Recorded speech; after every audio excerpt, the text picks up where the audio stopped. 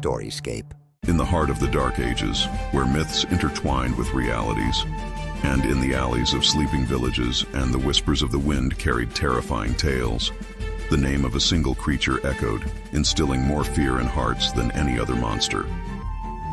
Its birth was no ordinary event, but rather the product of a demonic act of nature. It was said to hatch from the egg of an old rooster incubated underground by a toad or a serpent. Its descriptions varied from one tale to another, but the common trait that everyone agreed upon was its deadly gaze. It was said that its eyes carried venom stronger than any bite, a single look enough to turn a living being into silent stone. Stories of the basilisk spread throughout the rugged lands and dense forests.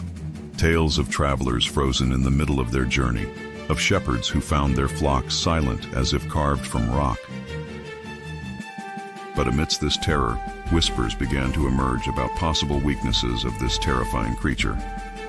It was said that the crowing of a rooster could kill it, the pure cry of life that contradicted its demonic nature. In one of the most thrilling tales, an unknown hero appears, perhaps a simple shepherd or a brave peasant, who armed himself with his wit and cunning instead of brute force. He tracked the basilisk's terrifying footprints to its dark lair, a foul-smelling cave from which whispers of death emanated.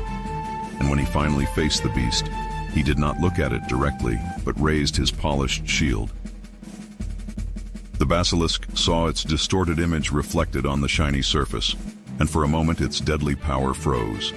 Then, as the legend says, the basilisk collapsed upon itself, turning into a pile of petrified dust.